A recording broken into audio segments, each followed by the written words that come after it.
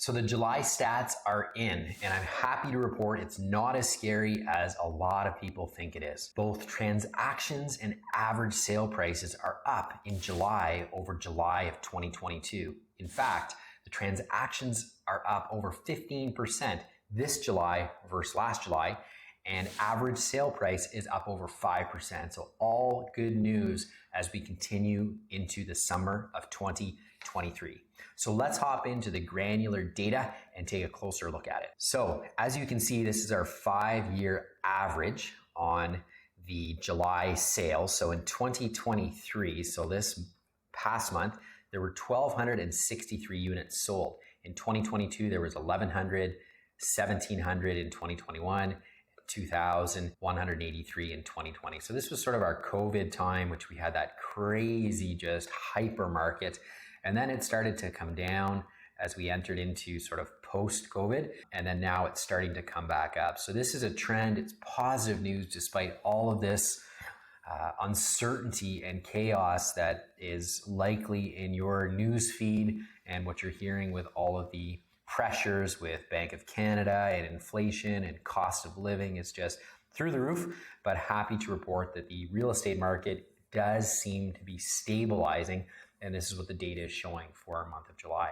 So let's hop into more granular data and take a closer look at the actual numbers. So when we look at numbers sold for 2023, I always like to look at the residential side.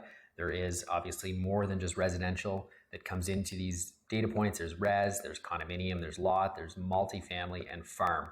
But when we look at specifically the residential side, it's up over 17% for number of units sold. As a whole, when we look at all of the classes, it's up 14%, which is positive news. When we look at the average sale price, it's up 5% from July of 2022 to July now, 2023, 754,000. So approximately 755,000 is the average residential sale price. When we look at days on market, we're up a little bit. So July of last year, it was 20 days on market. Now on average, 26 days on market. So that's a change of 29.4%, a little bit higher than I would have expected. But nonetheless, there are some properties that are sitting a little bit longer. I'd like to just draw your attention to this last data point when we take a closer look at the sales classes. So this is for residential and condominium. Look at all of these positive numbers here. This is the first time in a long time that we're seeing positives in all of these price points. And the reason is there's more property turning hands. Yes, we still are in a seller market. We don't have as much inventory to align directly with the buyer. So a balanced market is when we have the same amount of buyers as the same amount of sellers. Right now, we are still in a lack of inventory on the market. So we are still in a seller's market. However, there is more volume taking place. So we are seeing positives in this sense here where there is enough property that is selling. You know, a few months ago, I was recording these videos and we were seeing negative numbers in such a drastic drop in price points between sort of that 800 and 1.5 million.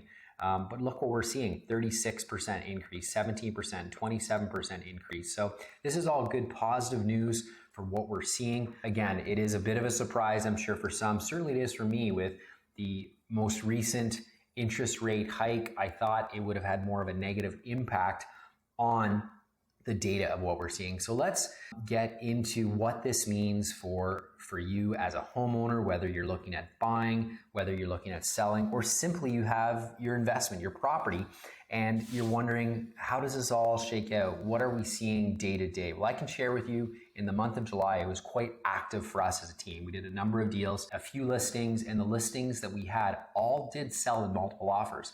Now, it's because they were strategically priced based upon the data we had available to us, but the properties were able to generate multiple offers in that sense, which is great. It puts the sellers in the driving position, but it's important to manage expectations for sellers as a whole, because I am hearing a fair amount of sellers that are just discouraged with what's happening with the market, and they're not seeing that craziness like we saw during this during this COVID time. And we just need to recognize that we have to look at the relevant data in front of us. So sellers need to manage their expectations and recognize that there are some pockets that might be hotter than other pockets, but it's important to make sure that we are priced appropriately based upon the most recent sales. Additionally, we need to ensure that we're collecting accurate feedback from the buyers coming through the property to be able to help us determine if we're priced well or not. See, when I'm working with sellers, I use a number or a tag called 21 or 12. 21 days on market or 12 qualified showings, whichever comes first.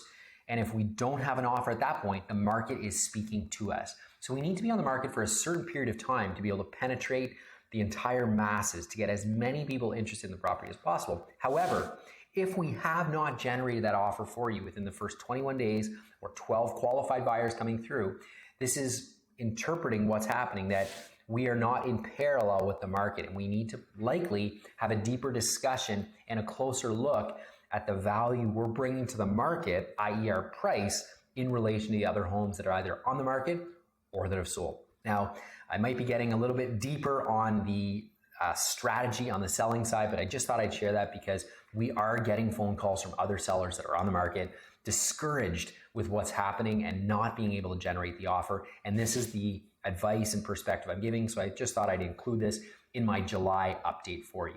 So those are the data points. I'd certainly welcome your feedback, as I have shared in other videos, and I will continue to share. Ottawa is made up of micro neighborhoods. So the data that was presented today and the data that I have access to that we just went through for July is for all of Ottawa. This is ranging from Rockland to Arnprior to Prescott and everything in that catchment area. So if you're living in Gloucester, Overbrook, Bells Corners, Stittsville, North Gore, Manotick, Riverside South, Findlay Creek, it doesn't matter. Reach out. I'd be more than happy to help out and provide you with my professional opinion on what this means for you and your value of your property, regardless if you're looking at selling today.